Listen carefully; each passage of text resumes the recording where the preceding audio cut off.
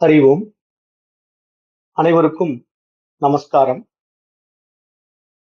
நாம் தற்போது பார்த்துக் கொண்டிருக்கின்ற வகுப்பு நைஷ்கர்மிய சித்தி. இந்த நைஷ்கர்மிய சித்தி என்ற நூல் பகவான் சுரேஸ்வராச்சாரியார் அவர்களால் எழுதப்பட்டது. இந்த நூல்ல நிறைய கேள்வி பதில் பகுதிகள் இருக்குன்னு பார்த்தோம். அந்த கேள்வி பதில் பகுதிகள்ல ஒரு சில கேள்விகளை நம்ம பார்க்கலாம். இப்ப பூர்வ பட்சி ஒரு கேள்வி கேட்கலாம். பூர்வ பட்சி என்பவன் கேள்வி கேட்கக்கூடியவன். அதற்கு ஆச்சாரியார் பதில் சொல்வார். அவன் என்ன கேள்வி கேட்கிறான்னா, இப்போ ஆத்மா அத்வைதம் அப்படின்னு சொல்றீங்க. அத்வைதம்னா இருமைகள் அற்றது. துவைதம்னா இருமைகள், அத்வைதம்னா இருமைகள் அற்றது அப்படின்னு அர்த்தம். ஆத்மா அத்வைதம் என்று சொல்கிறீர்கள். ஆத்மாவை தவிர வேற எதுவும் இல்லை என்றும், அது ஒன்றுதான் இருக்கின்றது என்றும் சொல்கிறீர்கள். அப்படி இருக்கும்போது அந்த அறியாமை என்ற ஒன்று எங்கிருந்து வந்தது? அதுதானே உலகத்தை வெளிப்படுத்துகின்றது என்றும் சொல்கிறீர்கள். இதனால் இரண்டு வஸ்துக்கள் இருப்பதை நீங்களே ஏற்றுக்கொள்கிறீர்கள். பிறகு எப்படி ஆத்மா அத்வைதமாக இருக்கிறது என்று கூறுகிறீர்கள் அப்படின்னு ஒரு கேள்வி கேட்கிறான். அதாவது இப்ப அவன் கேட்கிற கேள்வி என்ன அப்படின்னா, இப்போ இந்த உலகம் நமக்கு விரியணும் அப்படின்னா, இப்போ மனமும் அறிவும் சேர்ந்தால்தான் இந்த உலகம் விரியும் சொல்லியிருக்கிறோம். ஏன்னா வெறும் மனதிற்கு மட்டும் இந்த உலகத்தை படைக்க முடியாது. அதற்கு கீழே அதிஷ்டானமாக ஆத்மா இருக்கணும். அதுதான் நம்ம சொன்னோம். அப்போ இங்க ஆத்மாவும் மனமும் இணைந்தா இங்க உலகம். அதுதான் நம்ம சொன்னோம். சிவமும் சக்தியும் சேர்ந்ததுதான் உலகம் அப்படின்னு சொன்னோம். அப்ப இவன் கேட்கிறான், எப்படி போய் அந்த அறியாமை உள்ள விஷயம் அறிவோட இணைய முடியும்? இது ஏத்துக்க முடியல. அதை எப்படி அத்வைதம் நீங்க சொல்றீங்க? அப்படிங்கிற மாதிரி ஒரு கேள்வி அவன் எழுப்புறான். அடுத்து இன்னொரு கேள்வி எழுப்புறான். 2 கேள்வியை பார்த்துட்டு பதில் பார்ப்போம். இன்னொரு கேள்வி என்ன சொல்றான்னா, ஆத்மா உணர்வு உடையது. அறிவை அடைவதற்கு அது ஆதாரமாக இருக்கிறது என்று நீங்களே சொல்கிறீர்கள். ஆத்மா அறிவை கொடுக்கும் என்றால், அதில் அறியாமை எப்படி இருக்க முடியும்? அப்ப அறியாமைக்கு இருப்பிடமாக எப்படி இருக்க முடியும் அந்த ஆத்மா? அப்ப ஒன்றுக்கொன்று எதிரான 2 விஷயங்களை எப்படி ஒன்றாக இணைந்திருக்க முடியும் அப்படின்னு கேட்கிறான். அவன் கேட்கிற கேள்வி என்ன அப்படின்னா, இப்ப ஆத்மா அறிவு, மனம் ஏற்றி வைக்கப்பட்ட விஷயங்களால அறியாமையில் இருக்கு. அது மூல அவித்யா அப்படின்னு சொல்றோம். இப்போ ஆத்மா அனாத்ம விஷயங்கள்ல பார்க்கும்போது, இப்ப இந்த உலகம் அப்படிங்கிற ஒரு விஷயம் நமக்கு விரியுது அப்படின்னா, இந்த உலகம்ங்கிறது எல்லாமே அனாத்மா, ஆத்மா கிடையாது. இதெல்லாம் ஆத்மாவை மீது ஏற்றி வைக்கப்பட்டிருக்கிறது. அப்ப இந்த அனாத்ம விஷயமான இந்த மனம் மூலம் வெளிப்பட்ட இந்த விஷயங்கள் எல்லாமே ஆத்மாவின் அதிஷ்டானத்தில் தான் இருக்கின்றது என்று சொல்லும் போது, இது இரண்டும் எப்படி சேர்ந்து இருக்க முடியுங்கிற மாதிரி ஒரு கேள்வி எழுப்புறான். அதற்கு ஆச்சாரியர் என்ன மாதிரி விளக்கம் கொடுக்கிறார் அப்படின்னு பார்ப்போம். ஆச்சாரியர் என்ன சொல்றாருன்னா, இப்ப இருளும் ஒளியும் அவற்றின் எதிரெதிர் இயல்புகளால் இணைந்திருக்க முடியாது. ஆனால் 2 விஷயங்களும் வெவ்வேறு சத்தியத்துவ நிலைகளோடு இருந்தால் அது சாத்தியமாகும் அப்படின்னு சொல்றாரு. நம்ம ஏற்கனவே இந்த பாடத்துல பார்த்திருக்கிறோம் 3 சத்தியங்கள். பிராதிபாசிக சத்தியம், வியாவகாரிக சத்தியம், பாரமார்த்திக சத்தியம். பாரமார்த்திக சத்தியம் தான் உண்மையிலே இருக்கு. அதுதான் பிரம்மம். வியாவகாரிக சத்தியம்ங்கிறது நம்ம இந்த விவகாரத்துக்குள்ள வருகின்ற இந்த விஷய சுகங்கள். பிராதிபாசிக சத்தியம்ங்கிறது கற்பனை விஷயங்கள். அதற்கு எப்படி உதாரணம் சொல்றாருன்னா, இப்ப இருட்டறையில நம்ம இரவு நேரம் தூங்கி கொண்டிருக்கிறோம். அந்த இரவு நேரம் ரொம்ப இருட்டு. அங்க ஒண்ணுமே வெளிச்சமே இல்லை. நல்லா இருட்டுல தூங்குறோம். ஆனா நம்ம கனவு காணும் போது ஒரு பகல்ல நம்ம போய் ஏதோ வேலை செஞ்சுட்டு இருக்கிற மாதிரி கனவு காண்டுகிட்டு இருக்கோம். அப்ப பகல்ல நம்ம வேலை செய்யற மாதிரி ஒரு கனவை நம்ம கண்டு கொண்டிருக்கும் போது இருட்டறையில் உள்ள அந்த இருளும் கனவில் இருக்கின்ற அந்த வெளிச்சமும் அந்த இணைந்திருக்கும் நிலையை உண்டாக்குது இல்லையா? அங்க உண்மையிலேயே நம்ம இருட்டுல தான் தூங்குறோம். ஆனா கனவு நிலையில நம்ம ஒரு சூரிய வெளிச்சத்துல வேலை செஞ்சுட்டு இருக்கிற மாதிரி நம்ம கனவு காணும் போது, அப்ப அங்க வெளிச்சம் எங்கிருந்து வந்தது? அப்ப அங்க வெளிச்சம் என்ற கனவு பிராதிபாசிக சத்தியம். ஆனா உண்மையில் இங்க விவகாரம் என்ன நடந்துட்டு இருக்கு? நம்ம தூங்கிட்டு இருக்கிறோம். இருட்டுல நம்ம தூங்கிட்டு இருக்கிறோம்.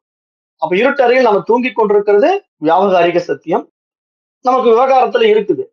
ஆனா அந்த விவகாரத்துக்குள்ள நடைபெறுகின்ற சம்பவங்கள் உண்மை கிடையாது. அது பிராதிபாசிக சத்தியம். அப்புறம் இன்னொரு உதாரணமும் சொல்றாரு.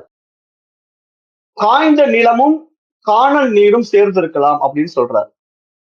அதுதான் இங்க வந்து நம்ம புரிஞ்சுக்க வேண்டிய விஷயம். இப்ப பொதுவா நீருங்கிற ஒரு விஷயத்த வந்து எப்ப பார்க்க முடியும்? ஒரு குளிர்ச்சியான இடத்துல, ஈரப்பதமான இடத்துல நீர் இருக்கும். ஆனா இங்க உண்மையிலேயே அந்த காணல் நீர் எங்க உண்டாகுது? காணல் நீர் உண்டாகக்கூடிய இடம் வந்து ஒரு காய்ந்த நிலப்பரப்புல உண்டாகுது. இப்ப நம்ம சாலையில போகும்போது தூரத்துல காணல் நீர் தெரியுது. அது பார்த்தா உண்மையான நீர் மாரியே தெரியுது. ஆனா அந்த காணல் நீர் வந்து உண்மையிலே அனல் தான். அந்த காய்ந்த நிலத்தில அந்த சூட்டுனால உண்டாகக்கூடிய ஒரு அனல் தான் நீர் மாரி நமக்கு காட்சியாகுது. அப்ப காய்ந்த நிலமும், காணல் நீரும் ஒன்றாக சேர்ந்து இருக்கிறது இல்லையா? உண்மையில் இந்த காய்ந்த தரையில் தான் காணல் நீரையே நாம் காண முடிகின்றது. இதில் காய்ந்த தரை வியாவகாரிக சத்தியமாகவும், காணல் நீர் பிராதிபாசிக சத்தியமாகவும் இருக்கின்றது அப்படின்னு ஒரு விளக்கத்தை கொடுக்கிறார். இங்க வியாவகாரிக சத்தியம், பிராதிபாசிக சத்தியம் இந்த ரெண்டும் எப்படி புரிஞ்சுக்கணும் அப்படின்னா, காய்ந்த தரை வந்து வியாவகாரிக சத்தியமா சொல்றாரு. வியாவகாரிகம்னா ஒரு விவகாரம். அதாவது ஒரு விவகாரத்துக்குள்ள அது இருக்கு. காணல் நீர் வந்து ஒரு கனவு, கனவு நிலை. அப்ப அந்த கனவு நிலை வந்து பிராதிபாசிக சத்தியமா சொல்றாரு. உண்மையில அந்த காணல் நீர் அங்க கிடையாது. அப்ப இந்த இரண்டும் அங்க சத்தியத்துவ நிலையில சேர்ந்து இருக்கிற மாதிரி இருக்கும்போது, அப்படி சாத்தியம் ஆகும் அப்படிங்கிற மாதிரி ஒரு விஷயத்த சொல்றாரு. அப்ப இந்த 3 சத்தியத்துல பிராதிபாசிக சத்தியமாக எது இருக்குது? காணல் நீர் இருக்கு. காணல் நீர் வந்து கற்பனை. உண்மை கிடையாது. ஆனா அங்க இல்லாத ஒன்று எதன் மீது இருப்பதாக ஏற்றி வைக்கப்பட்டிருக்கிறது? இந்த வெப்பமான நிலப்பரப்பின் மீது ஏற்றி வைக்கப்பட்டிருக்கிறது. அப்ப இந்த நிலையில அது ரெண்டும் சேர்ந்து இருப்பதற்கு சாத்தியம் இருக்குது அப்படிங்கறத சொல்ல வராரு. இந்த இடத்துல நம்ம என்ன புரிஞ்சுக்கணும் அப்படின்னா, இப்ப ஆத்மாவும் அனாத்மாவும் எப்படி சேர முடியும் அப்படிங்கிறது அவருடைய கேள்வி. அதாவது சிவமும் சக்தியும் எப்படி சேர முடியும்? சக்திங்கிறது ஒரு அனாத்ம விஷயமா நீங்க சொல்றீங்க. ஏன்னா அது வந்து மனம் அப்படிங்கிறீங்க. மனம்னா அனாத்மா. அதனால படைக்கப்பட்டவைகள் எல்லாம் உண்மையில் இல்லைங்கிறீங்க. ஆனா சிவம்ங்கிறது ஒரு ஆத்மா. அது அறிவுங்கிறீங்க. அப்ப இது ரெண்டும் எப்படி சேர முடியுங்கிற கேள்வி அவனுடைய கேள்வி. ஆனா இங்க நம்ம என்ன புரிஞ்சுக்கணும்னா, இப்ப ரெண்டும் சேரல. அதான் தொடர்பே இல்லை அப்படிங்கிறத நம்ம சொல்றோம். ஒன்றுக்கொன்று தொடர்பே கிடையாது. ஆனா அது இருப்பதினால இது இருக்குது அப்படிங்கிறத அதனுடைய அதிஷ்டானத்துல அப்படின்னு நம்ம புரிஞ்சுக்கணும். அதுதான் இங்க ரொம்ப ரொம்ப முக்கியம். அதாவது அந்த வியாவகாரகமா அந்த நிலப்பரப்பு, சூடான நிலப்பரப்பு இருப்பதனால, அந்த நிலப்பரப்பின் காரணமாக காணல் நீர் உண்டாயிடுச்சு. அந்த ரோட்ல இருக்கக்கூடிய சூடுனால காணல் நீர் உண்டாயிடுச்சு. ஆனா அங்க காணல் நீர் உண்மையிலே கிடையாது. ஆனா உண்மையில எது இருக்கு?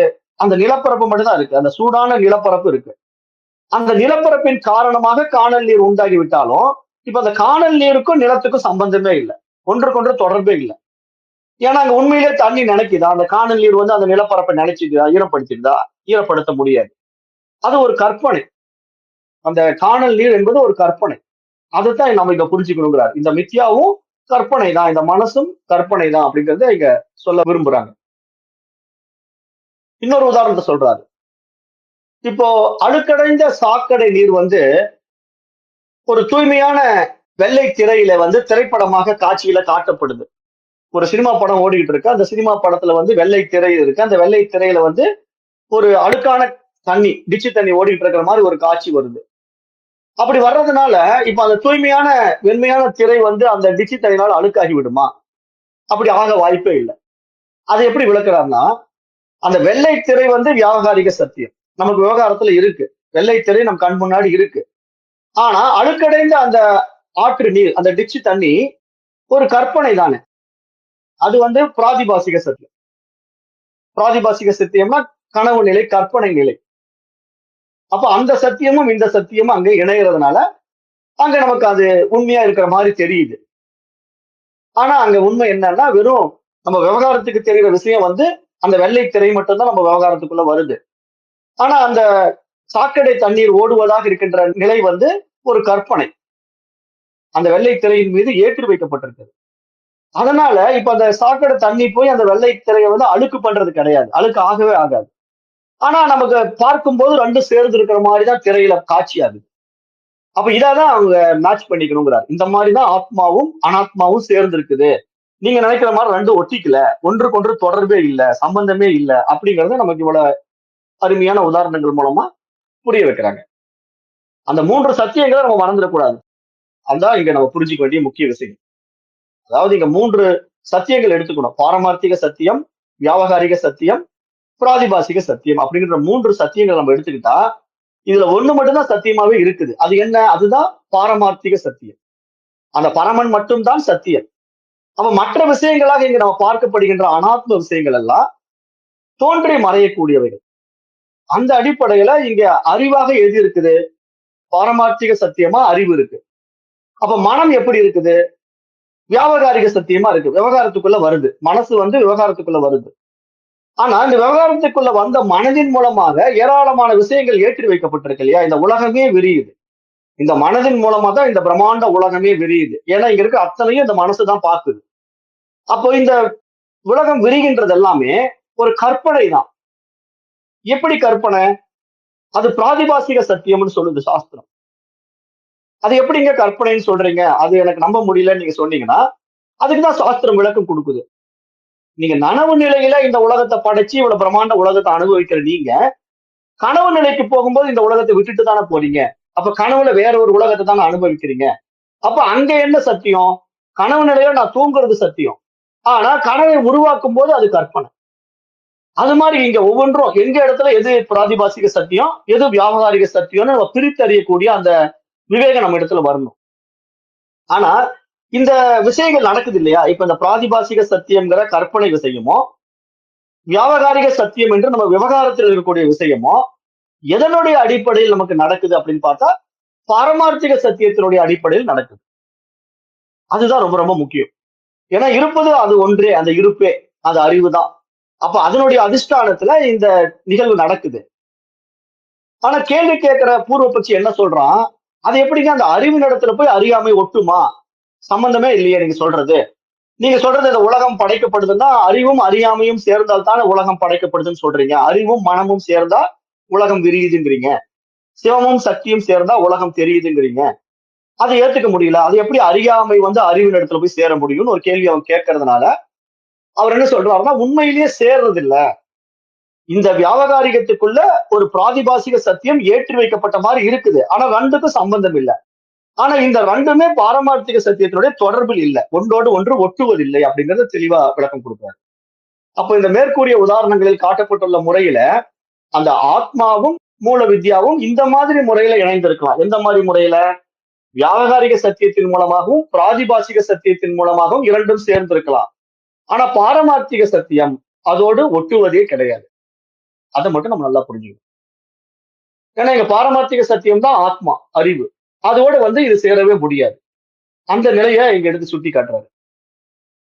அப்ப இதைதான் வேதாந்தம் தெளிவாக உறுதிப்படுத்துகிறதுங்கிறதை நம்ம புரிஞ்சுக்கணும். அப்ப இங்க அஜ்ஞானம் அவித்யை அப்படிங்கிறது நமக்கு என்ன புரியுதுன்னா மித்தியான்னு தெரியுது. மித்தியானா இது மாயை அப்படின்னு தெரிஞ்சுக்கணும். அப்ப அந்த கீழான சத்தியத்துவ நிலையை கொண்டுள்ளதாக வியாவகாரிக சத்தியம் இங்க நமக்கு புரிய வைக்கப்படுகிறது. அப்ப அதே சமயம் ஆத்மா பாரமார்த்திக சத்தியம். ஆத்மா உண்மையிலேயே பாரமார்த்திக சத்தியமாக இருக்கிறது. அதனால ஆத்மாவும் இங்க அந்த மூல வித்யை ஆகிய அவித்யா, மூல அவித்யையும் இணைந்துதான் இருக்கின்றது போல நமக்கு தெரிகிறது அப்படின்னு சொல்றாங்க. அப்ப இந்த 2ம் சேர்ந்து இல்லாவிட்டால் அந்த அறியாமையின் இருப்பை நம்ம நிரூபிக்க முடியாது அப்படின்னு சொல்றாரு.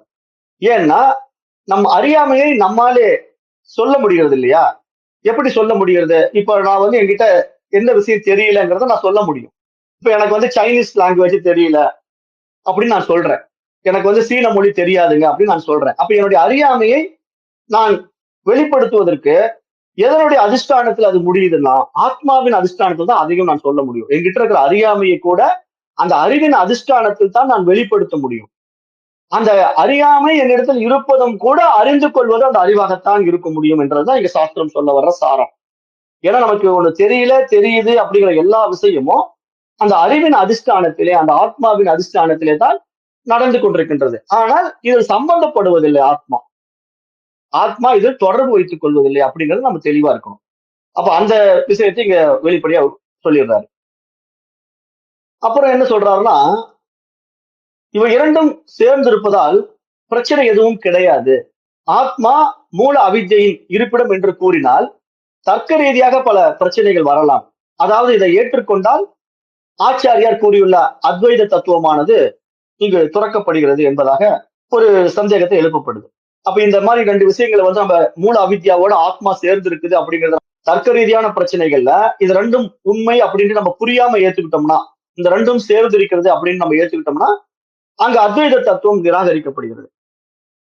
ஏன்னா மேலோட்டமா பார்க்கும்போது நமக்கு மனசுல என்ன தோணும்? அது எப்படிங்க ஒரே அறிவு தான் இருக்குங்கிறீங்க, அப்புறம் மனசு இருக்குங்கிறீங்க. அப்ப மனசு ஒண்ணு இருக்குதுன்னா அப்ப ரெண்டு ஆயிடுது இல்லையா? அறிவு இடத்துல இருந்து வெளிப்பட்ட மனம்ங்கிறது ரெண்டாவது ஒரு உருவம் வந்துடுது. அப்புறம் அது ரெண்டும் சேருதுன்னு வேற சொல்றீங்க. அப்ப அங்க வந்து ரியாலிட்டி வந்துடுது அப்படிங்கிற மாதிரி சந்தேகத்தை பூர்வபட்சி எழுப்புறதுனால அந்த தெளிவை இங்க கொடுக்கிறார். அது நீங்க நினைக்கிற மாதிரி இங்க ரெண்டு உண்மையிலேயே ஒட்டுவது கிடையாது. ஆனா இதனுடைய அதிஷ்டானத்தில் அது தெரிகிறது அப்படிங்கிறத புரிஞ்சுக்கணும் அப்படிங்கிறதுக்காக தான் இங்க இந்த ரெண்டு விஷயங்கள் எடுத்து விளக்கம் கொடுத்து, ஆனால் அந்த மாதிரி பிராதிபாசிக சத்தியமாக தெரியக்கூடியது வந்து வியாபகாரிக சத்தியத்தின் இடத்துல ஒட்டுவதும் கிடையாதுங்கிறார். ஒட்டுவதே கிடையாது. ஏன்னா அதுதான் நம்ம பார்த்தோம். நம்ம விவகாரத்துல உண்மையிலே இருக்கிறது வந்து வெப்பமான நிலப்பரப்பு. அந்த வெப்பமான நிலப்பரப்புல ஒரு காணல் நீர் உண்டாகுது. ஆனா காணல் நீர் உண்மையிலேயே கற்பனை. ஆனா விவகாரத்துக்கு எது தெரியுது? அந்த வெப்பமான நிலப்பரப்பு தெரியுது. அப்ப இங்க வெப்பமான நிலப்பரப்பு தான் நம்ம விவகாரத்துக்குள்ள இருக்குது. அந்த விவகாரத்துல நமக்கு பார்க்கப்படுகின்ற மற்றொரு விஷயமாக இருக்கக்கூடிய காணல் நீரானது பிராதிபாசிக சத்தியம், கற்பனையாக இருக்கிறது. அது மாதிரி இங்க ஆத்மா தான் நமக்கு சத்தியமா இருக்குது. ஆனா இந்த ஆத்மாவின் இடத்துல இருந்து வெளிப்பட்ட மனசு விவகாரத்துக்கு வருது. அந்த ஆத்மாவில இருந்து வெளிப்பட்ட மனசு விவகாரத்துக்குள்ள வர்றதுனால அந்த ஆத்மாவின் மீது ஏற்றி வைக்கப்பட்ட இந்த உலகம் இருக்கு இல்லையா, இவ்வளவு பெரிய பிரம்மாண்ட உலகம், அது வந்து பிராதிபாசிக சத்தியம், கற்பனை, கனவு அப்படிங்கிற மாதிரி சாஸ்திரம் இங்க நமக்கு புரிய வைக்க வருது. இந்த துவைதத்தை ஏற்படுத்தும் மூல வித்யா அத்வைதத்தை நீக்க முடியாது. ஏனென்றால் அது மித்தியா, அது வந்து பிராதிபாசிக சத்தியம் என்பதாக நாம் இங்க புரிந்து கொள்ள வேண்டும்ங்கிறதுதான் இங்க இவர் சொல்ல வர்ற விஷயம். இதுக்கு ஒரு உதாரணம் சொல்றாரு. அதுக்கு எப்படி உதாரணம் சொல்றாருன்னா, இப்ப ஒருவன் மட்டும் இருக்கிறான். அவன் வந்து ஒரு பொருட்காட்சியில போய் ஒரு 10 கண்ணாடிகளோ ஒரு 100 கண்ணாடிகளோ பதிக்கப்பட்ட ஒரு அறைக்குள்ள போய் நிக்கிறான். அப்ப நிறைய கண்ணாடிகள், நிலை கண்ணாடிகள் இருக்கக்கூடிய அந்த அறையில் அவன் நின்று பார்க்கும்போது அந்த 10 நிலை கண்ணாடிகளும் அவருடைய உருவம் 10 விதமா தெரியும். 10 உருவம் இருக்கும். ஆனா இந்த உருவங்கள் வந்து பாத்தீங்கன்னா ஒரு சத்தியத்துவத்தை உடையது போல தெரிஞ்சாலும் அந்த பிரதிபிம்பங்கள் வந்து அந்த ஒருவனைத்தான் காட்டுது. இந்த ஒருவன் தான் அத்தனை விதமா 10 விதமா இருக்கிற மாதிரி காட்டுது. அப்போ இந்த நிலையில பார்க்கும்போது இங்க உண்மையில் எது இருக்கு? விவகாரத்துக்குள்ள இருக்கக்கூடியது அந்த ஒருவன் மட்டும்தான் விவகாரத்துக்குள்ள வரான். கண்ணாடிகள்ல வரக்கூடிய அந்த உருவங்கள் எல்லாமே வந்து பாத்தீங்கன்னா ஒரு பிராதிபாசிக சத்தியம், மாயை என்பதாக இங்க விளக்கப்படுகிறது. அப்ப அந்த இடத்த நம்ம இங்க தெரிஞ்சுக்கணுங்கிற மாதிரி இங்க சொல்றாரு. அப்புறம் முதல் கேள்விக்கு பதில் என்ன சொல்லிட்டாருன்னா, அதாவது அந்த ஆத்மா மட்டும்தான் சத்தியம். இரண்டாவது சொல்லப்பட்ட மூல வித்யா வந்து மித்யாவாக இருப்பதால் ஆத்மாவின் இருமையற்ற தன்மையை பாதிக்காது. எனவே அதாவது அந்த துவைத பற்றிய தோஷம் வந்து வராது அப்படின்னு சொல்லிட்டாரு. இரண்டாவது கேள்விக்கான பதில் என்ன சொல்லிட்டாருன்னா, ஆத்மா வந்து மூல அவித்யாவுடன் கூடிய சம்பந்தம் ஏற்றுக்கொள்ள முடியாதது. மூல அவித்யா மித்யாவாக இருப்பதால் ஆத்மாவுடன் கொண்டிருக்கும் சம்பந்தமும் மித்யா. எனவே ஆத்மா அசங்கமாகவே இருக்கிறது அப்படிங்கறத தெளிவுபடுத்துறாரு. அதாவது இப்ப அதுக்கு உதாரணம் என்ன சொல்றாரோ, அந்த காய்ந்த நிலத்துல இருக்கிறதே காணல் நீர் தெரிந்தாலும் அந்த நிலம் வந்து ஈரமாக்கப்படுவது கிடையாது. அது காய்ந்ததாகவே இருக்கிறது. அந்த ரெண்டுக்குள்ள வித்தியாசம் நம்ம இப்படி புரிஞ்சுக்கணும். அதாவது ஆத்மா அனாத்மா அப்படிங்கிற ரெண்டு விஷயத்துல நமக்கு என்ன புரிதல் வரணும் அப்படின்னா, இந்த ஆத்மா அப்படிங்கிறது வந்து அசங்கன். அசங்கன்னா எதிலும் சங்கமிக்காதது, எதனோடும் தொடர்பு கொள்ளாதது. அது தன்னில் தானாய் தன்மயமாய் தனித்துவமாய் இருக்குது ஆத்மா. ஆனா அந்த ஆத்மாவின் இடத்துல எப்படி போய் இந்த மனசு அனாத்மாங்கிற விஷயம் வந்து சேரும் அப்படின்னு கேள்வி நிறைய பேருக்கு கேட்கிறாங்க. அதுக்குதான் இந்த விளக்கங்கள் எல்லாம் கொடுக்குறாரு. இது ஒண்ணுக்கு ஒண்ணு சேர்றதே கிடையாது, ஒன்றுக்கொன்று தொடர்பே கிடையாது. இது வந்து ஒரு பிராதிபாசிக சத்தியம். வெளிப்படக்கூடிய இந்த விஷயங்கள் எல்லாம் மனதின் மூலமாக வெளிப்பட்ட பிராதிபாசிக சத்தியம். மனசு வந்து விவகாரத்துக்குள்ள இருக்கிறதுனால அது வியாபகாரிக சத்தியம். அப்போ மனம்ங்கிற ஒரு விஷயமும் அந்த வியாபகாரிக சத்தியமும் அப்புறம் நம்ம மனிதனால் உண்டாக்கப்பட்ட இந்த உலகமும் பிராதிபாசிக சத்தியமும் எதன் மீது இருக்கிறதுன்னா அந்த ஆத்மாவின் அதிஷ்டானத்தில் இருக்கக்கூடிய பாரமார்த்திக சத்தியத்துல இருக்குது. அப்ப இந்த 3 சத்தியங்கள் தான் இங்க பார்க்க வேண்டியதா இருக்கு. அதுல உண்மையில் இருப்பது என்னன்னா அந்த பாரமார்த்திக சத்தியம் மட்டும்தான் அப்படிங்கறது அவங்க தெளிவா சொல்லிடுறாரு. அப்ப அந்த 3வது கேள்வி அவன் கேட்டதுக்கு அந்த ஒளிமயமான ஆத்மாவும் இருள்மயமான மூல அவித்யாவும் சேர்ந்திருக்க முடியாது. ஆனால் மூல அவித்யாவின் இயல்பான தன்மையை வைத்து பார்க்கும்போது இப்படிப்பட்ட முரண்பாடுகள் ஏற்படலாம். அறியாமையின் விளைவாகத்தான் பூர்வ பட்சிக்கு இந்த சந்தேகம் வந்திருக்கிறது. அப்ப முன்பே காட்டப்பட்ட உதாரணத்திலே எப்படி இருளில் தூங்கிக் கொண்டிருப்பவன் கனவில் வெளிச்சமான சூரிய ஒளியை காண்கின்றானோ, இந்த உதாரணத்திலே பிராதிபாசிக சூரிய ஒளி வியாபகாரிக இருட்டறையில் சேர்ந்து இருக்க முடிகிறது. அப்ப இவை இரண்டும் இடையே உள்ள வெவ்வேறான சத்தியத்தினாலே இது நிகழ முடிகிறது என்பதாக புரிய வைக்கிறார். அப்ப அதுதான் இங்க நம்ம புரிஞ்சுக்கணும். ஏன்னா இங்க கனவு காணுகின்றவன் இருட்டறையில தூங்குறான். அந்த இருட்டறையில அவன் தூங்கிக் கொண்டிருக்கின்ற ஒரு விவகாரம் நடந்துகிட்டு இருக்கு. அது வியாபகாரிக சத்தியம். அது ஒரு விவகாரம் அங்க நடந்துகிட்டு இருக்கு. அவன் தூங்குவது உண்மை. ஆனா அவன் தூங்கும் போது, கனவு காணும் போது, அந்த கனவுல ஒரு சூரிய வெளிச்சத்துல அவன் வேலை செஞ்சுட்டு இருக்கிற மாதிரி கனவு வருது. அப்ப அந்த கனவானது எப்படின்னா ஒரு பிராதிபாசிக சத்தியம். சூரிய ஒளியே உண்மை கிடையாது. கனவுல வரக்கூடிய சூரிய ஒளி அது வெளிச்சமா இருக்கு. அப்ப அங்க இருளும் ஒளியும் சேர்ந்து இருக்கிற மாதிரி தெரியுது அந்த சம்பவத்துல. ஆனா ரெண்டும் வேறு வேறு சத்தியத்துவத்துல இருக்கு. வேறு வேறு சத்தியத்துவம்னா இங்க கனவு காணுகின்றவன் படுத்துக் கொண்டிருக்கின்ற நிலை வியாபாரிக சத்தியம். ஆனா கனவு நடந்து கொண்டிருக்கின்ற நிலை பிராதிபாசிக சத்தியம். அப்ப ரெண்டும் வேற வேற நிலைப்பாட்டுல இருக்கிறதுனால அந்த இரண்டும் சேர்ந்து இருப்பது போல தெரியுது. ஆனா உண்மை என்ன, அங்கேயுமே அது ரெண்டுக்கும் தொடர்பு இல்லாம தான் இருக்குது. இங்க அது மாதிரி இந்த ரெண்டும் தொடர்பு இல்லாம இருப்பது எதனால நடக்குது அப்படின்னா, இத்தனையும் பார்த்து கொண்டிருக்கின்ற அந்த பாரமார்த்திக சத்தியத்தினுடைய அதிஷ்டானத்துல இது நிகழ்ந்து கொண்டிருக்கின்றது என்பதை நம்ம புரிந்து கொள்ள வேண்டும் என்பதுதான் இங்க மகான்கள் சொல்ல வரக்கூடிய முக்கிய விஷயமாக நம்ம பார்க்கிறோம். அப்ப அதனால இங்க ஆத்ம அனாத்ம விஷயங்களுக்குள்ள அந்த இரண்டையும் போட்டு குழப்பிக்க வேண்டியதில்லை. ரெண்டும் சேர்ந்து இருக்குங்கிறதையும் நம்ம புரிந்து கொள்ள பிரச்சனை இல்லை. ஏன்னா அது ஏற்கனவே படிக கல்லின் பக்கத்திலே வைக்கப்பட்ட செம்பருத்தி மலரினுடைய உதாரணமும் நம்ம இது புரியுற மாதிரி தான் உங்களுக்கு விளக்கப்பட்டிருக்கு. அடுத்தது இப்ப நேற்று நம்ம ஒரு சப்ஜெக்ட் எடுத்தோம் இல்லையா, அதாவது அகங்காரம் ஒரு டாபிக் எடுத்துட்டு விட்டுட்டோம். அதை கண்டினியூ பண்ணுவோம். இப்போ அந்த அகங்காரம் எப்படி நம்ம இடத்துல இருக்குன்னா, இப்ப நான் அப்படிங்கிற ஒரு எண்ணம் அப்படின்னு பார்த்தோம் நேற்று நம்ம கிளாஸ்ல. இப்ப நான் அப்படிங்கிற ஒரு விஷயத்த நம்ம எப்படி பாக்குறோம், மனமா பாத்துறோம். நம்ம இருக்கிறது உண்மை அப்படிங்கிற மாதிரி நம்ம நினைக்கிறதுனால இப்ப நம்மளுடைய நானுங்கிற உண்மையான அபிமானம் நமக்கு எங்க இருக்குது, நம்முடைய உடலையும் மனதையும் சார்ந்த நான். இப்ப இந்த நான் உண்மையிலே எப்படிப்பட்ட நான்? இது நமக்கு விவகாரத்தில் இருக்கக்கூடிய ஞான். அப்ப இந்த நான் உண்டாக்கி கொண்ட நிறைய விசேஷ சுகங்கள் இருக்கு இல்லையா, ஏகப்பட்ட விசேஷ சுகங்கள். இப்ப இதெல்லாம் ஒரு விஷயம் நானுங்கிற தன்னுடைய தன்னிருப்பு நமக்கு வந்து விட்டதுனால, நான் இருப்பதுனால என்னால் எல்லாவற்றையும் படைக்க முடியுது. நானுங்கிற அந்த மனம் எப்ப விழிச்சுக்குதோ, எப்ப விழிக்குது, விழிப்பு நிலையில இருந்து நம்ம எழுந்த உடனே நானுங்கிற எண்ணம் தான் முதல் எண்ணமா நமக்கு வந்துடுது. நான் எழுந்துட்டேன் அப்படிங்கிறோம். இப்ப நான் எழுந்துட்டேன்னு சொன்ன உடனே நமக்கு எல்லாமே வெளியே வர்ற அத்தனை விஷயங்களும் அடுத்தடுத்த பதிவா நம்ம மனசுக்குள்ள ஓட ஆரம்பிச்சிடுது. இது செல்போனு, இது கேமரா, இது வீடு வாசல் அப்படின்னு எல்லாமே மனசுக்குள்ள இருந்து உடனே வெளிப்பட ஆரம்பிச்சிடும். ஒரு எண்ணம் வெளிவந்த உடனே இந்த ஒட்டுமொத்த உலகமும் நமக்கு மற்ற எண்ணங்களாக வெளிப்படுது.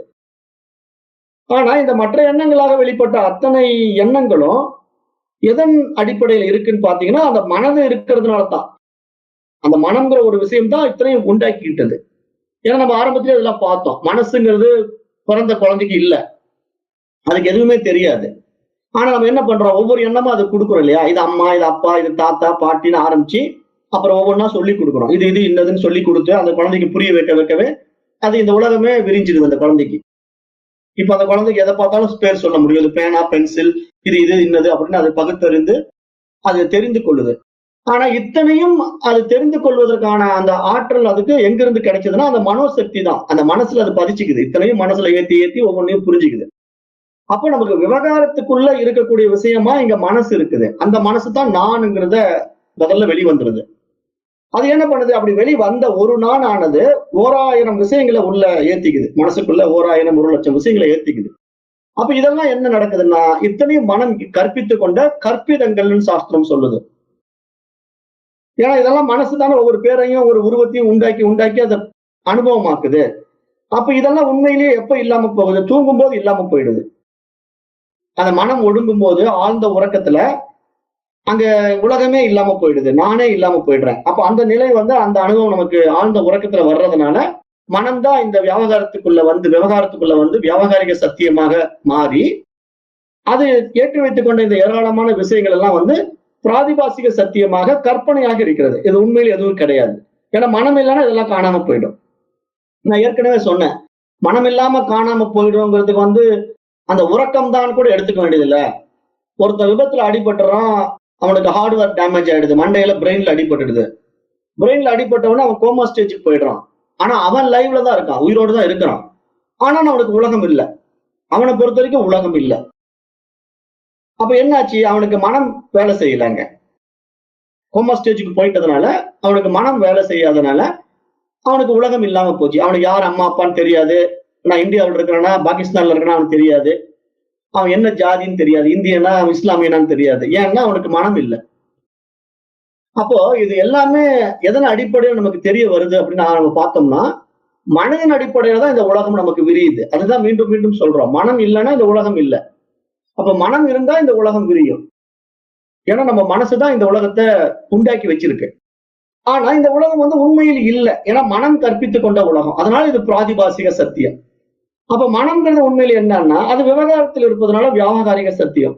அப்ப இந்த வியாவகாரிக சத்தியமும் பிராதிபாசிக சத்தியமும் எதன் அடிப்படையில் இருக்குன்னா, பாரமார்த்திக சத்தியமாக அறிவின் அதிஷ்டானத்துல இருக்கிறதுனால அந்த அறிவின் அதிஷ்டானத்துல இது இருந்து கொண்டிருக்கு. ஆனா அறிவுக்கோ இந்த மனதிற்கோ தொடர்பு கிடையாது. அந்த விஷயத்தையும் நம்ம ஏற்கனவே உதாரணத்துல பார்த்துட்டோம். ஒன்று தொடுவது கிடையாது, அந்த டச் பண்றதே கிடையாது. ஆனா அது இருப்பதனால் இது இருக்கிறது. அந்த அடிப்படை விஷயத்தை நம்ம புரிஞ்சுக்கணும். அதுதான் இங்க நம்ம பார்க்க போறோம். இப்ப அந்த நான்ங்கிற அந்த சம்சாரம் நம்ம கிட்ட வந்துருது இல்லையா, அந்த பிறப்பிறப்பு உண்டாவதற்கு காரணமான மனம்ங்கிற ஒரு விஷயம், அது நமக்கு பல துன்பங்களை கொடுக்குது, சுக துக்கங்களை கொடுக்குது.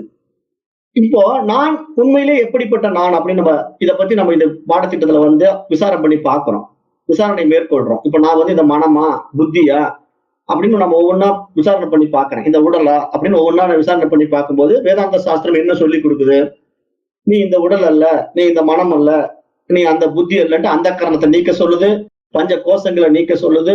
அப்படி எல்லாம் நம்ம நீக்கி பார்க்கும்போது அந்த உண்மையான நான் என்ன, அதுதான் ஆனந்த ஸ்வரூபமான நம்முடைய சாட்சி சைத்தன்யம்னு சொல்லுது. அப்போ அந்த சாட்சியா எல்லாவற்றுக்கும் சாட்சியாக இருக்கக்கூடிய அந்த சைத்தன்யம் தான் உண்மையான நான்.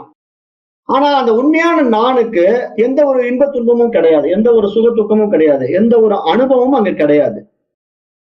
அப்ப அப்படிப்பட்ட உண்மையான நான் எதிலும் சம்பந்தப்படாத, எந்த மாற்றத்திற்கும் உட்படாத சத்தியம். அதுதான் பரமன் பிரம்மம்.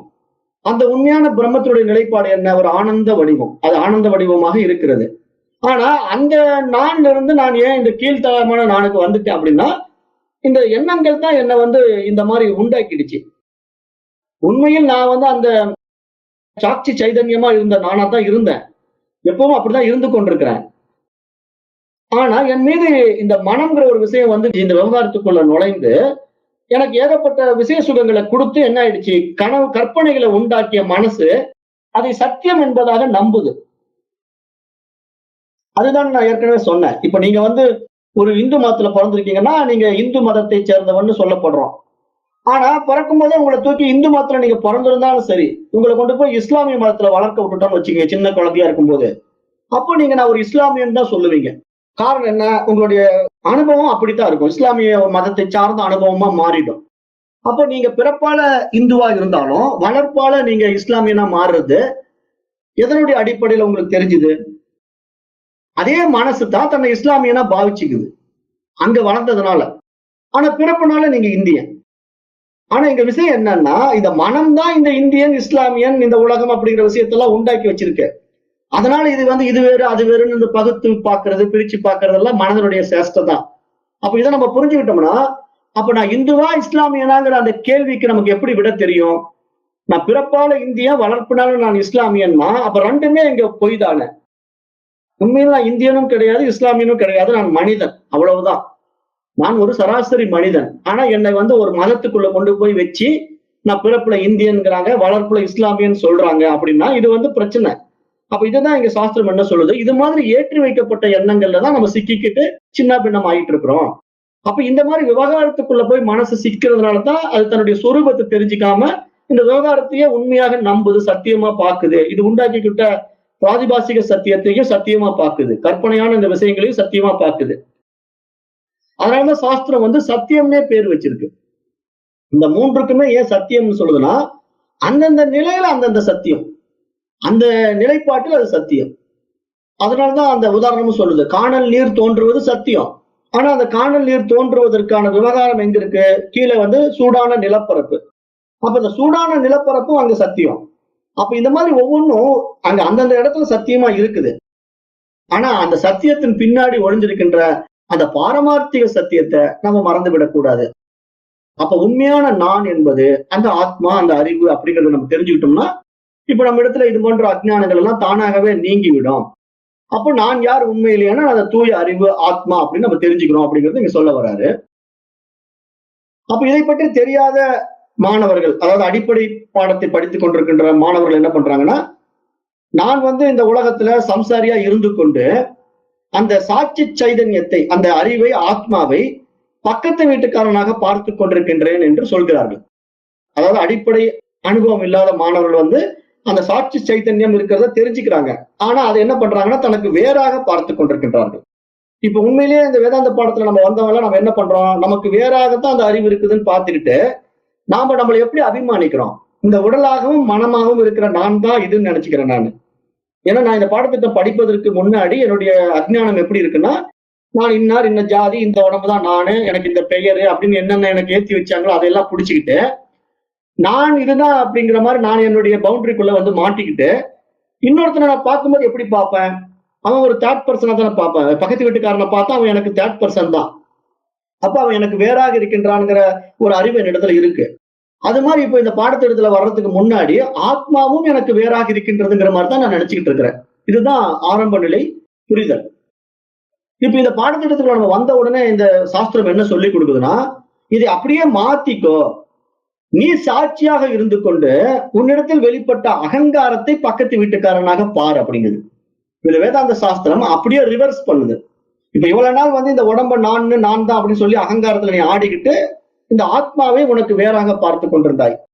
இப்ப இந்த பாடத்திட்டத்தினுடைய புரிதல் உனக்கு வந்த பிறகு அந்த ஆத்மாவாக நீ மாறிக்கொள். உன்னிடத்துல இருந்து வெளிப்படுகின்ற அந்த மனசு இருக்கு இல்லையா, அந்த அகங்காரம் இருக்கு இல்லையா, அதை நீ பக்கத்து வீட்டுக்காரனாக பார்த்தீங்கன்னா அப்ப என்ன ஆகும், அது ஒரு தேர்ட் பர்சன் மாதிரி போகும்போது நமக்கு அந்த அபிமானம் போயிடும். அந்த விசேஷங்களின் மேல இருக்கிற அபிமானம் போயிடும்.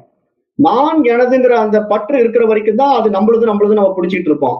அது இன்னொருத்தருக்கும் போது நம்ம அதை பத்தி கவலைப்பட மாட்டோம். அதுதான் நம்முடைய சுபாவம். அதுதான் இப்படியே மாத்திக்க சொல்லுது இந்த சாஸ்திரம்.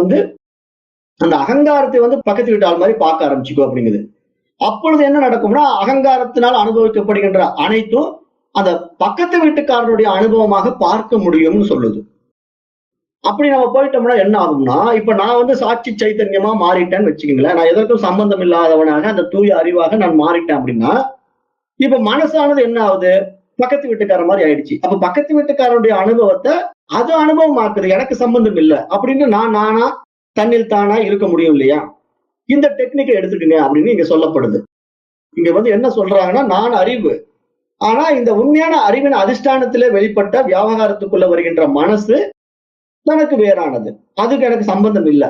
அப்ப அதை நீ அப்படி பார்க்க ஆரம்பிச்சுட்டீங்கன்னா அப்ப உனக்கு என்ன நடக்கும்னா, அந்த மனதினுடைய சேஷ்டைகள், அந்த மனதினுடைய செயல்கள் எல்லாம் சும்மா வேடிக்கை பார்க்கலாம். அந்த அறிவா நம்ம இருந்துகிட்டு வேடிக்கை பார்க்கலாம். இந்த புரிதல் நமக்கு என்ன பண்ணோம்னா, அந்த உயர் பரிமாண நிலைக்கு நம்மளை உயர்த்தும் என்பதற்காக ஒரு விஷயத்தை மகான்களுக்கு சுட்டி காட்டுகிறார்கள். அப்ப அதை நம்ம இங்க புரிஞ்சுக்கணும்.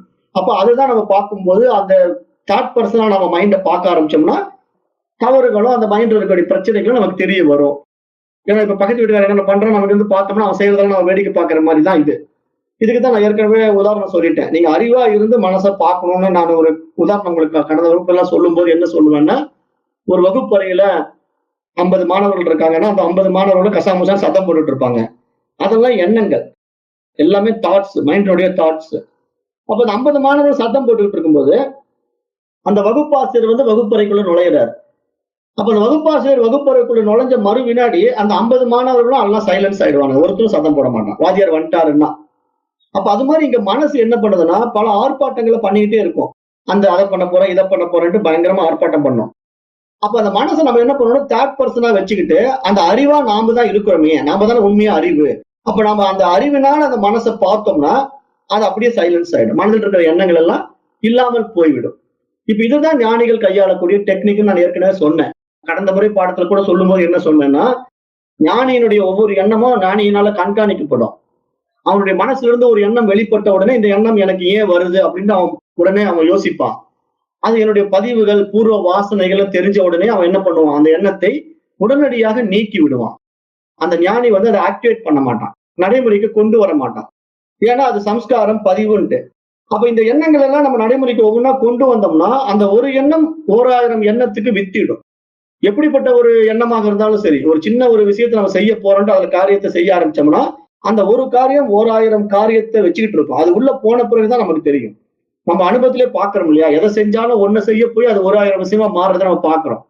இப்படித்தான் நம்ம நடைமுறையில எல்லாமே வந்து சேரும். அப்ப இந்த ஞானிகள் என்ன பண்ணுவாங்கன்னா அந்த பதிவுகளை வாட்ச் பண்ணுவாங்க, மனதினுடைய எண்ணங்களை எழுச்சிகளை பார்ப்பாங்க, அதெல்லாம் நீக்கிக்கிட்டே இருப்பாங்க. இந்த எண்ணம் எனக்கு வேண்டாம், இந்த எண்ணம் எனக்கு வேண்டாம், இதை அப்ளை பண்ண வேண்டியது இல்லை அப்படின்ட்டு நீக்கிட்டே இருப்பாங்க. அத்தியாவசியமான அடிப்படையான எண்ணங்களை நீக்க மாட்டாங்க. அது அவர்களுக்கு வாழ்வியலுக்கு தேவையா இருக்கிறதுனால அதை நடைமுறைப்படுத்துவாங்க. அனாவசியமான எண்ணங்களை நீக்கிக்குவாங்க. அதுதான் இங்க இந்த ஆத்ம ஞானத்தினுடைய சிறப்பு. இப்ப இந்த ஆத்ம ஞானத்தை நம்ம அடைகிறதுனால நாம தெரிந்து கொண்ட அடிப்படை சிறப்பு என்ன அப்படின்னா, மனதனுடைய எண்ணங்களை தன்னுடைய ஞானத்தினாலே கையாளுவது, தன்னுடைய அறிவாற்றலினாலே கையாளுவது. அதை அழிக்கலாம் வேண்டியதில்லை. அது தப்புன்னு நம்ம தெரிஞ்சிட்டாலே தானே அழிஞ்சிடும். ஏன்னா ஞானம் இருக்கிறதுனால அந்த அஜ்ஞானம் நமக்கு தெரிஞ்சிடும். இது தவறான எண்ணம், இது தேவையற்ற எண்ணம், இதுல போய் நம்ம சிக்க வேண்டாம், இதுல நமக்கு மேலும் பல எக்ஸ்ட்ரா பிரச்சனைகளை உண்டு பண்ணும், இதை நான் செயல்படுத்த போய் அந்த ஒரு செயல் 1000 செயலா பின்னாடி மாறும், அப்ப நான் இன்னும் வந்து பவுண்டரியில போய் சிக்கிக்குவேன், இன்னும் பல பிரச்சனைகளை பெருசு பண்ணிக்குவேன், அதனால இது எனக்கு வேண்டாம் வேண்டான்ட்டு ஒவ்வொன்றா நீக்கிடும். அந்த மனசு நீக்கிக்கிட்டே இருக்கும். அப்படித்தான் எண்ணங்களை பூரா மகான்கள் நீக்குகிறார்கள். அவர்கள் இடத்துல எண்ணம் வெளிப்படாமலாம் இருக்காது. ஒரு ஞானியா இருந்தாலும் அவர்களுக்கும் அந்த பூர்வ சம்ஸ்கார பதிவுகள் வரும். ஏன்னா அவங்க வந்து தற்காலிகமா ஆசைகள் இல்லாம எண்ணங்கள் இல்லாம நான் இருக்கிறேன்னு சொன்னாலும் அவர்கள் இரவு உறங்கி விட்டு மறுநாள் எழுந்திருக்கும் போது புதிய எண்ணங்கள் அவர்கள் மனசுல வரும்னு நான் சொல்லியிருக்கிறேன். ஏன்னா நம்ம உறங்கும் போது மீண்டும் அந்த காரண சரீரத்துக்குள்ள போறோம். அந்த காரண சரீரத்துக்குள்ள போகும்போது சஞ்சித கர்மாக்குள்ள இருந்து சில பதிவுகளை எடுத்துட்டு வந்துடும் மனசு. அதை எடுத்துட்டு வந்த உடனே மறுநாள் என்ன பண்ணுவோம், ஒரு புது புது எண்ணங்கள்லாம் உதயமாகும். அப்ப அந்த எண்ணங்களை நாம நீக்குவதற்கு இங்க நான் எப்படி இருக்கிறேன்னு என்னை தெரிந்து கொள்ளாம நான் எப்படி நீக்க முடியும்? நான் மனசாவே இருந்தேன்னா நான் நீக்க மாட்டேன். நான் மனசா இருக்கிறதுனால என்ன பண்ணுவேன், அந்த மனதனுடைய ஆதிக்கத்தினால மனம் போன போக்குல போயிட்டே இருப்பேன். பல்வேறு தவறான காரியங்களை புரிதல்களை செய்து கொண்டே இருப்பேன். நான் எப்ப இந்த வேதாந்த பாடத்திட்டங்களை படித்து நான் என்னை அறிவாக உணர்ந்து கொள்கிறேனோ அப்பொழுதே நான் அந்த அறிவின் அதிஷ்டானத்துல மற்றவர்கள் எல்லாம் நான் சாட்சியா பார்த்துட்டு இருக்கிறேன், வேடிக்கை பார்க்கிறேன். அப்ப அந்த நிலையில எனக்கு தேவையற்ற எண்ணங்கள் உதயமாகும் போது அவைகளை நான் நீக்குவேன். தேவையில்லை, இதனால நமக்கு பிரச்சனை வரும், இது இப்ப வேண்டாம், இதுல கை வச்சோம்னா பிரச்சனை பெருசாகும், இது ஒண்ணும் முக்கியம் இல்லை இப்போ அப்படின்னு நான் ஒவ்வொரு எண்ணங்களா நீக்க நீக்க நீக்க பெரும்பாலான எண்ணங்கள் வந்து அந்த ஆசைகளால எழ முடியாம நீங்கிட்டே போயிடும். அப்ப இங்கதான் ஞானி வந்து தப்பிச்சுக்கிறான், தன்னுடைய பதிவுகள்ல இருந்து விடுபட்டுக் கொள்கிறான். அந்த பதிவை அவன் உருவாக்குவதில்லை. அதை உருவாக்குனாதான் அது பிரச்சனையா மாறும். இப்ப நிறைய பேர் இந்த மாதிரி வேதாந்த பாடங்கள் படித்துக்கொண்டு அந்த எண்ணங்களை கையாள தெரியாதனாலதான் மீண்டும் கஷ்டப்படுறாங்க. வேதாந்தம் தெரிந்தாலும் அந்த எண்ணங்களை கையாள தெரியாத விவேகம் இல்லாததுனால மீண்டும் அவங்க விசேஷ சுகங்களுக்குள்ள சிக்கிக்கிட்டு என்ன ஆயிடுறாங்கன்னா, நல்லா படிச்சு நல்ல நிலைக்கு வந்திருப்பாங்க, ஏதோ ஒரு பிசினஸ் பண்றேன் ஏதோ ஒண்ணு பண்றேன்னு புதுசா இறங்குவாங்க. ஏன்னா எல்லாம் செய்யலாம்னு சொல்லிட்டு இல்ல, வேத சாஸ்திரம் தான் எல்லாம் சொல்லிடுச்சு, அப்ப எல்லாம் செய்யலான்ட்டு அப்படி போய் இறங்கி மைண்ட் என்ன ஆகும்னா கம்ப்ளீட் அந்த பிசினஸ்க்குள்ள போய் லாக் ஆகி அப்புறம் அது பணம் போட்ட முதல்ல எடுக்கணும்ட்டு ஓடி ஓடி அப்புறம் டோட்டலாவே இந்த பக்கம் இருந்து விலகி அந்த பக்கம் போயிடும். ஒரு 10 வருஷம் 15 வருஷம் கழிச்சு திரும்பி பார்த்ததுன்னா அந்த பழைய நிலையோட மோசமா இருக்கும். எல்லாம் இழுத்து போட்டுக்கிட்டு ஏகப்பட்ட விவகாரத்துக்குள்ள சிக்கி சின்ன பின்னமா இருக்கிற மனசு அப்புறம் மீண்டும் தன் சொரூபத்துக்குள்ள அனுபவமாக்க வர்றதுங்கிறது ரொம்ப கஷ்டம். அதனால இங்க சொரூப அனுபவம்ங்கிறது நமக்கு புரிஞ்சு போச்சுன்னா, அதான் நான் ஏற்கனவே சொன்னேன், இங்க வாழ்க்கைங்கிறது நம்ம இழந்து விடும்போது நம்முடைய வாழ்க்கையை அது வாழும் நான் சொல்லிட்டேன். அந்த நிலைப்பாட்டுக்குள்ள நம்ம வரும்போது நம்ம எதை பத்தியும் அழட்டிக்க வேண்டியதில்லை. அந்த மனசுல வரக்கூடிய எண்ணங்கள் எல்லாம் சம்ஸ்காரம் பதிவுன்னு மட்டும் நம்ம புரிச்சுக்கிட்டா போதும். அதை புரிஞ்சுக்கிட்டு நம்ம அதை நீக்குவதுதான் இங்க விவேகம். அதுக்குதான் இங்க விவேகம் தேவைப்படுது. அப்ப அதனால நம்ம எண்ணமே இல்லாம வாழ்றதா அப்படின்னு நம்ம சொல்ல வரல. அடிப்படையான எண்ணங்கள் வேணும். இப்ப நான் சாப்பிடணும்னா அந்த சாப்பாட்டு எண்ணம் வரும்போது போய் சாப்பிட்டு தான் ஆகணும். நான் நடக்கணும்னு ஒரு எண்ணம் வந்தா நான் நடந்துதான் ஆகணும். இதெல்லாம் நமக்கு நியாயமான எண்ணங்கள், நம்ம நடைமுறையில் உள்ள எண்ணங்கள். ஆனா இதை விட்டு தேவையில்லாத விவகாரங்களை கொண்டு வர்ற எண்ணங்கள் எல்லாம் நமக்கு வருது இல்லையா, அதைத்தான் நம்ம நீக்கணும். இது வந்து பிரச்சனை பெருசு பண்ணும், இது பின்னாடி நிறைய பிரச்சனையை கொண்டு வந்துடும் அப்படின்னு நம்ம விசாரணை பண்ணி பார்க்கும்போது தெரியும். பார்த்தா ரொம்ப லகுவா இருக்கிற மாதிரி இருக்கும், நிறைய ஈஸியா செய்யற மாதிரி தான் தெரியும். ஆனா அதை செய்ய ஆரம்பிக்கும் போது அந்த செயல்முறை விளைவுகள்னால பல பிரச்சனைகள் கொண்டு வந்து சேர்த்திடும். அதை தான் நம்ம இங்க புரிஞ்சுக்கணும் அப்படின்னு சொல்றாங்க. அப்போ நம்ம இங்க என்ன பண்ணணும்னா, இந்த பக்கத்து வீட்டுக்கார மாதிரி நம்ம மைண்டை பார்க்க ஆரம்பிச்சிடணும்னு சொல்றாரு. அந்த அகங்காரத்தை மேம்படுத்துவதோ சீர்படுத்துவதோ அது உன்னுடைய துன்பத்திலிருந்து உன்னை காப்பாற்றாது. எனவே அகங்காரத்தை தனக்கு அந்நியனாக அல்லது பக்கத்து வீட்டுக்காரனாகவே பார்க்க வேண்டும் அப்படின்னு தெளிவுபடுத்துறார். ஏன்னா நம்ம அந்த அகங்கார எண்ணத்தை வந்து நான் மேம்படுத்த போறேன், சீர்படுத்துறேன்னு சொல்லினாலும் அது நமக்கு துன்பம் தான் பின்னாடி கொடுக்கும். அதுல இருந்து நம்ம விடுபட முடியாது. ஆக உண்மையில் நான் என்ற சொல் அகங்காரத்தை அந்நியனாக கொண்ட சாட்சி சைத்தன்யத்தை தான் நீங்க குறிக்கிறதுன்னு நம்ம புரிஞ்சுக்கணும். அப்ப உண்மையான நான் அப்படிங்கிறது நானாகிய அந்த சாட்சி, அந்த அறிவு, அந்த ஆன்மா அப்படின்னு நான் புரிஞ்சுக்கிட்டேன்னா அது மட்டும்தான் சத்தியம். அதுதான் பாரமார்த்திக சத்தியம். மற்றபடி விவகாரத்துல வரக்கூடிய மனமோ அந்த மனிதனால் உண்டாக்கப்பட்ட உலகமோ உண்மை கிடையாது. அவைகள் வந்து வியாவகாரிக சத்தியம், பாரமார்த்திக சத்தியம் என்பதாக பார்க்கப்படுது. அப்ப வேதாந்தத்தை வெகு நாட்களாக படித்து முடித்தவன் கூட நான் சுதந்திரமானவன் என்று சொல்ல தயங்குவதற்கு காரணம் அவன் மனதில் உள்ள கவலைகளால் பாதிக்கப்படுகின்றான் என்று இங்கு கருதி கொண்டிருக்கின்றான். ஆனால் நான் மனமல்ல என்று உணர்ந்து விட்டால் உடலுக்கும் மனதுக்கும் வருகின்ற இன்ப துன்பங்களால் பாதிக்கப்பட மாட்டான். அதை நாம இங்க புரிஞ்சுக்கணுங்கிறாரு. உடலும் மனமும் அனாத்மாக்கள், ஆனால் இவைகளுக்கு வருகின்ற இன்ப துன்பங்கள் வந்து என்னை சார்ந்தவை அல்ல என்றும் அவைகளை வேடிக்கை பார்க்கின்ற சாட்சியாக மட்டுமே நான் இருக்கின்றேன் என்றும் நான் அந்த முக்தன் சுதந்திரமானவன் என்று நாம் நம்மை உணர வேண்டும் என்பதாகவும் இங்கு சுட்டி காட்டுகின்றார்.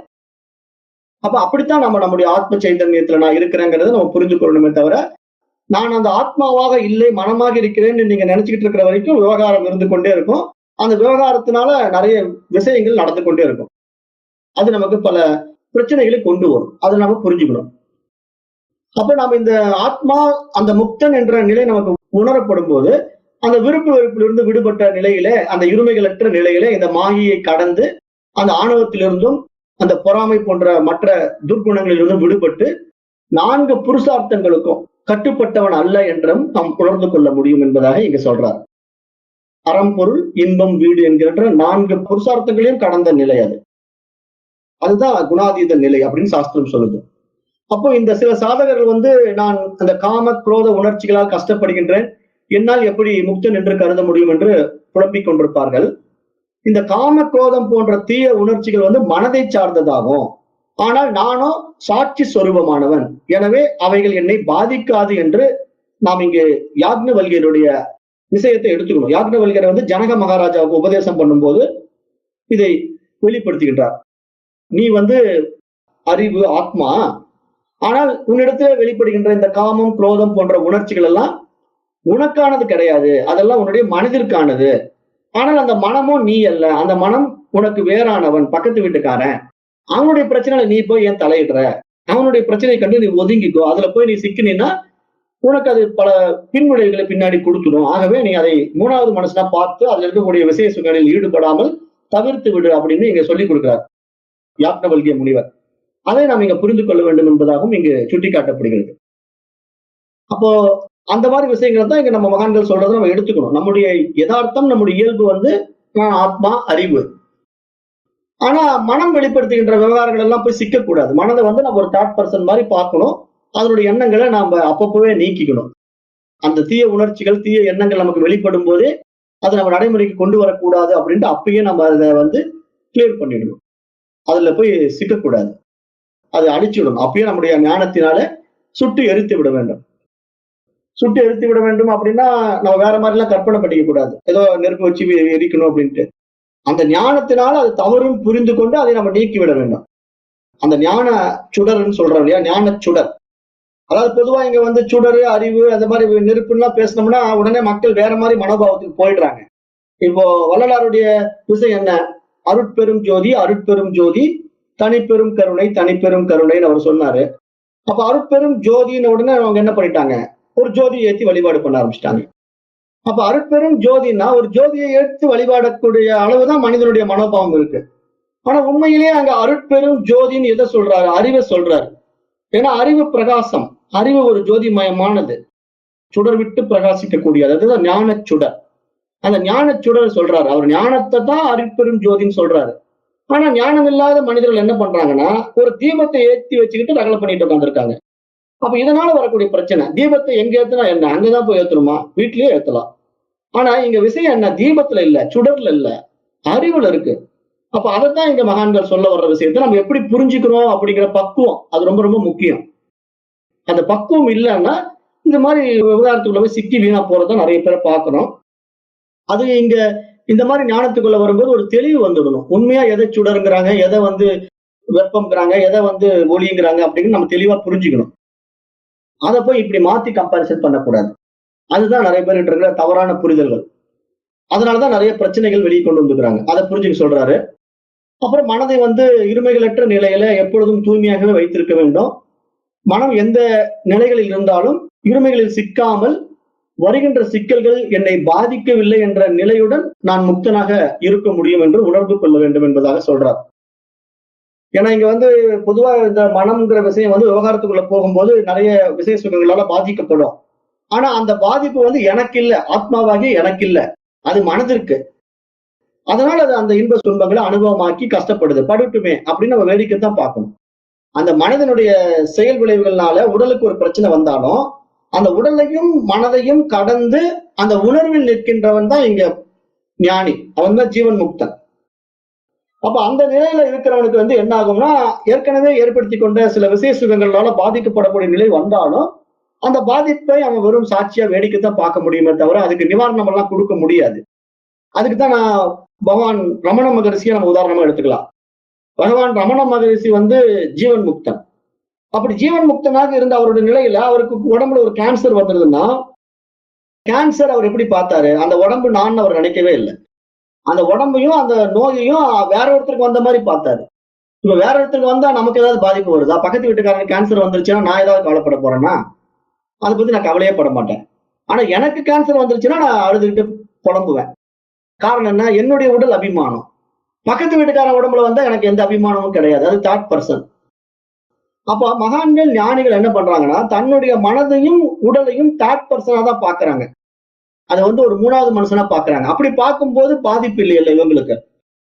ஏன்னா இவங்க ஆன்மாவா இருக்கிறதுனால இந்த உடலையும் மனதையும் கடந்து நிக்கிறாங்க. அப்போ அந்த கடந்து நிற்கும் போது அதுல வரக்கூடிய பாதிப்புகள் அந்த அறிவை, அந்த ஆன்மாவை பாதிக்காது. ஏன்னா அவங்க அதுவா இருக்கிறாங்க.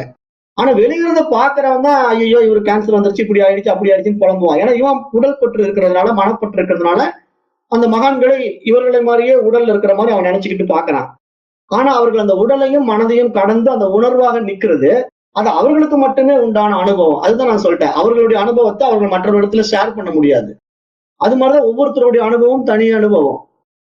அப்ப அதனால நமக்கு உண்டான அனுபவத்தை நம்மோட தான் வச்சுக்க முடியுமே தவிர நம்ம யார்கிட்டையும் ஷேர் பண்ண முடியாது. ஆனா அடிப்படை விஷயம் என்னன்னா, நான் அந்த ஆன்மான்னு தெரிஞ்சு நம்ம அதை தினமா நிக்கட்டும் அப்படின்னு பழகிட்டோம் அப்படின்னா, நமக்கு இந்த மனதினால் உண்டாகக்கூடிய விவகாரங்கள்னாலையும் நம்ம பாதிக்கப்பட மாட்டோம். ஏற்கனவே ஏற்படுத்தி கொண்ட பாதிப்புகள்ல நம்ம விலகி விடுவோம். புதியதாக வருகின்ற பிரச்சனைகளையும் நம்ம ஃபேஸ் பண்ண மாட்டோம். ஏன்னா எதுக்கு இது? அதுக்குள்ள போய் இறங்கினா கண்டிப்பா பெரிய விவகாரம் ஆயிடும். வேண்டாம், அதை விட்டுட்டு அப்படியே ஒவ்வொன்றா நம்ம நீக்கிட்டே போவோம். ஏன்னா நம்ம ஏற்கனவே இந்த வேதாந்த பாடத்துக்குள்ள எல்லாத்தையும் நீக்கிறோம். பஞ்ச கோஷங்களும் நானல்ல, அந்த கரணம் நானல்ல, இந்த உடல் நானல்ல அப்படின்னு எல்லாத்தையும் நீக்கிட்டு வர்ற மாதிரி இந்த எண்ணங்களையும் நம்ம நீக்கிக்கிட்டே வந்துட்டோம்னா நம்ம தன்னில் தானாய், தன்மயமாய், தனித்துவமாய் உள்ள அந்த ஆத்மாவாக நம்ம இருந்துகிட்டே இருப்போம். அதுதான் நம்முடைய சொரூபம். அது உடல் கடந்து மனம் கடந்த நிலையில நாம நின்று பழகிட்டோம் அப்படின்னா இந்த உடலும் மனமும் நமக்கு ஒரு பொருட்டு இல்லை.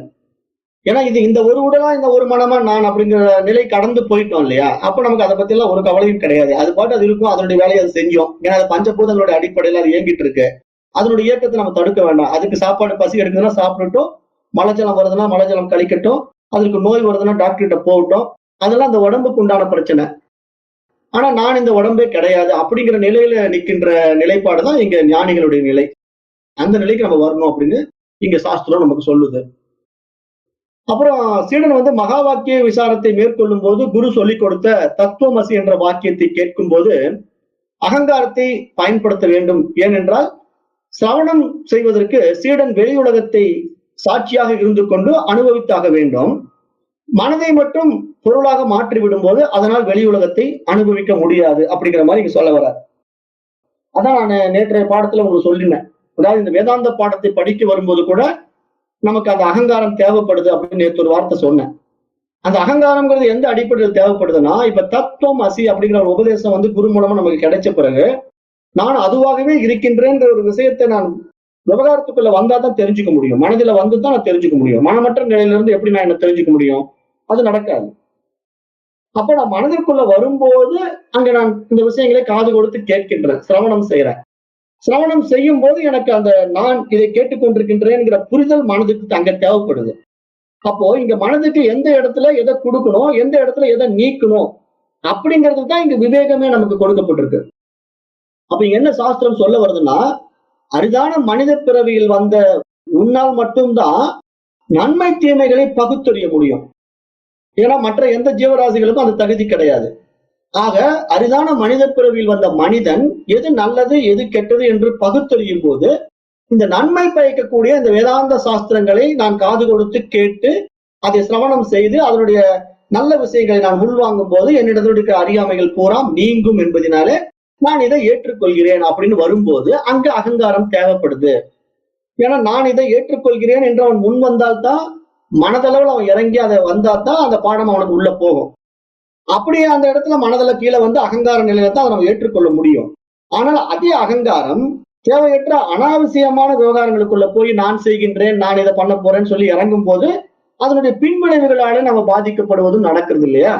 அங்கதான் நம்ம கொஞ்சம் விழிச்சுக்கிட்டு இது வேணும் இது வேண்டாம் என்று பகுத்தறிந்து புத்திசாலித்தனமாக வாழ வேண்டும் என்றுதான் இங்க சாஸ்திரம் சொல்லிக் கொடுக்குது. ஏன்னா இப்ப நம்ம வேதாந்த சாஸ்திரத்தை படிச்சு அந்த ஆத்மா தான் நான் என்று நம்மை உணர்ந்து கொண்ட பிறகு இந்த உடலையே மனசை விட்டுட முடியாது. அது பிராரப்த கர்மா முடிகிற வரைக்கும் அது இருக்கத்தான் செய்யும். ஆனா அது இருப்பதை இடையூறு செய்யாம நம்ம சாட்சியா இருந்து வாழ கத்துக்கணும். அதுதான் ரொம்ப ரொம்ப முக்கியம். இடையூறு செய்யாமன்னா அதுக்கு தேவையில்லாத விசேஷங்கள்ல கொண்டு போய் மாட்ட விட்டுறக்கூடாது. மீண்டும் ஏதாவது மாட்ட விட்டோம்னா அது மீண்டும் பல்வேறு விளைவுகள்ல சிக்கி சின்ன பின்னமாகும். அப்ப நம்ம இதை ஞானத்துல நிக்க முடியாம போயிடும், தடையாக மாறிடும்.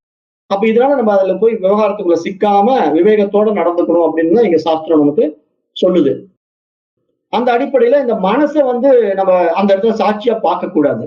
மனதை பயன்படுத்தி மகா வாக்கியத்தை உன்னிப்பாக கேட்க வேண்டும் என்று சாஸ்திரம் சொல்லுது. அப்ப தத் என்ற வார்த்தையை கேட்கும் போது அதை முதலில் நான் என்பதாக புரிந்து கொள்ள வேண்டும். ஏன்னா இங்க உபதேசம் கொடுக்கும்போது தத் துவம் அசி, நீ அதுவாகவே இருக்கின்றாய். அங்க தத்துங்கிறது எதுன்னா பிரம்மம்.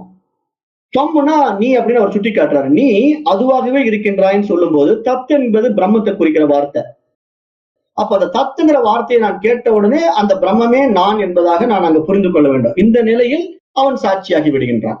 அந்த தத்துங்கிற அந்த பதத்தை அவன் புரிந்து கொண்டான்னா அந்த தத்பத விசாரம் அவனை பிரம்மமாக மாற்றிவிடும்.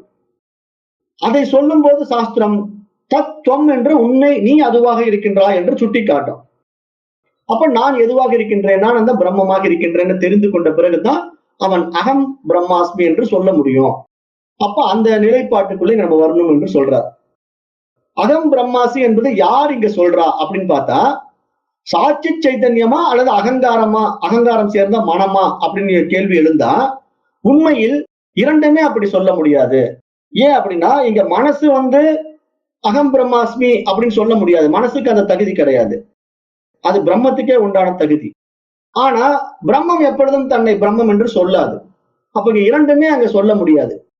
அப்ப இங்க அகம் பிரம்மாஸ்மி அப்படிங்கிறது சாட்சியால் அகங்காரம் இல்லாமல் எந்த விவகாரமும் இங்க செய்யவே முடியாது. அப்ப இங்க சாட்சிங்கிற ஒரு விஷயத்துக்குள்ள வந்துட்டா அது விவகாரத்துக்குள்ள வராது, அது பிரம்மம்.